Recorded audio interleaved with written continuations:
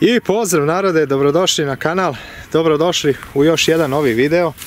Eto, stigla nam je ta toliko željena teška tanjirača sa 20 tanjira. Planirali smo da to bude sa 16 tanjira, ali eto, nismo uspjeli da nađemo, pa smo našli ovu sa 20 tanjira. Ono što nama odgovara jeste da činjenica da vidite da ona može da se isturi u stranu, pa tako će 560 moći itekako da ide kroz voće. Naravno, ona ne može ni da se zakači na IMT 533, 539 štore, pre svega zato što je teška, ima 600 kg, a s obzirom na to da smo mi dodali ovaj teg ovdje u sredinu, a dodat ćemo još jedan, dakle ne može ni da se zamisli da se ona nosi sa, a tek i da vuku i jedan i drugi traktor, ovi pomenuti traktori. Naravno, razlika je i u klinovima, oni su debeli, dakle nikako ne može na ove male traktore, dakle može samo na 560. Eto, ona nije u nekom stanju, zarđala je dosta zato što je stajala negdje, uvozna je iz Italije. To ćemo naravno mi da ofarbamo, bitno je da je ona ovako ispravna, da nije kriva, dakle već smo je jednom testirali u ledini kako ide. Bili su dosta ukršteni ovi tanjiri, sad smo ih mi ispravili, dakle to se ovdje podešava, na ovaj šraf ovdje. I sad ćemo da probamo u ovim šljivama koje smo frezirali pre neki dan, da je probamo kako ide u mekšoj zemlji. Može? Ajde, pali.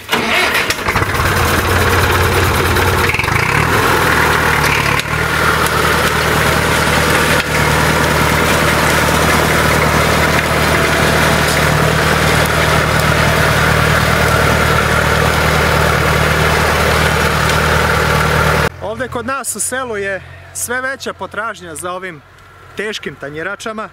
Dakle, ona sada ima preko 600 kg, ona je bez onog tega koji smo mi postavili imala 600 kg. Ali sa ovim tegom ima sada i više. Ovaj teg ima oko 60 kg, dakle sada ima nekih 660. Ona će imati još više, dakle dodat ćemo još jedan teg od još 100 kg, dakle na nju. Tako da bit će još bolje. Sada, u ovom prvom testu koji ćete vidjeti na kanalu, dakle ubacit ću taj video, to smo radili u nekim trešnjama našim. Dakle, zemlja je bila poprilično onako tvrda i bila je ledina u pitanju. Svi nam u selu kažu da prvo moramo da razbijemo malo tu ledinu, dakle jedno 2-3 puta da se prođe sa tanjiračom i da se malo ta ledina razbije i da će ona čak ići u zemlju i do sovina tanjira. Tako da to su nam baš ljudi ovdje iz čistog iskustva rekli ovdje kod nas u selu. Tako da, eto, ovo je neki drugi test, da tako kažemo, ove tanjirače. Ne znamo koja je marka, jer nema ni pločicu. Mi mislimo da je to u pitanju ona Spedo ili Spido, kako se čita na italijanskom, zaista ne znam. Vidimo da je malo nešto prepravljeno na njoj, ali u suštini je onako sklop tanjirača je dobar. Naravno, nismo je puno ni platili. Njima se cena kreće i preko 2.500–3.000 € mi smo je platili pa nekih 1.500. Naravno, onu bosanku tanjiraču to smo prodali. Znači, isti dan smo prodali tu tanjiraču, isti dan nam je stigla ova tanjirača, teška. Tako da, eto, ispalo je super. I sada, naravno, eto, sređujemo prvo malo ovu tanjiraču, dakle treba da se ofarba, postavljamo te tegove i bit će ona super.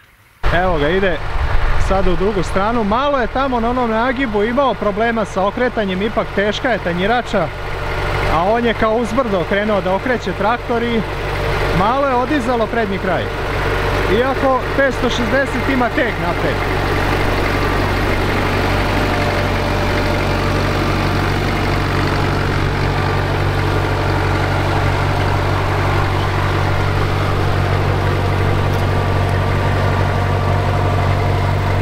Vidite koliko ona ide duboko u zemlju, dakle poprilično duboko, ja koliko vidim dosta ide duboko. mnogo bolje nego bosanka. Naravno ovdje je mekša zemlja, ali mi smo namjerno došli u ovu njivu koju smo pre neki dan frezirali sa pipalicom. Namjerno smo ovdje došli da je probamo u mekoj zemlji kako će ići. Dakle, probali smo je u ledini, a sad ovdje.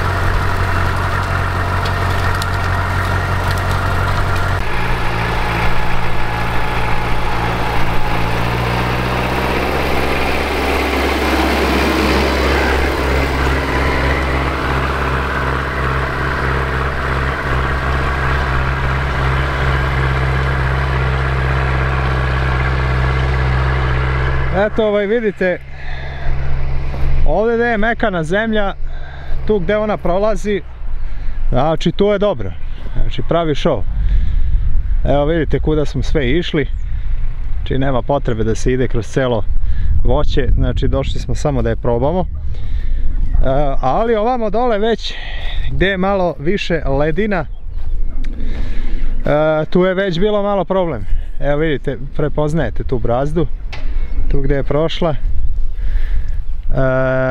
vidite, tu je već malo bio problem, znači ovo je jedan puta samo prošlo, dakle mora ta ledina, kao što vidite, mora ledina ta da se razbije da bi mogla ona više da ide u zemlju. I kako nam još ljudi govore, treba da je vozimo polako kako bi mogla ona pre da se zabije u zemlju. Tako da, eto, to je bio neki test, da tako kažemo, ove tanjirače. Dakle, pišite mi obavezno u komentarima ko je proizvođač ove tanjirače, šta vi mislite. Dakle, neka italijanska jeste. Sada koja je u pitanju, zaista ne znam, meni liči na onu Speedo ili Spedo, kako se to čita sad na italijanskom. Tako da, ništa, pišite mi vi u komentarima i kakva iskustva imate sa ovim teškim tanjiračama. To je to, ljudi, lajkujte ovaj video, zapratite kanal, komentarišite, dajte neku ideju u komentarima za neki novi video, a do sljedećeg videa veliki pozdrav, ćao!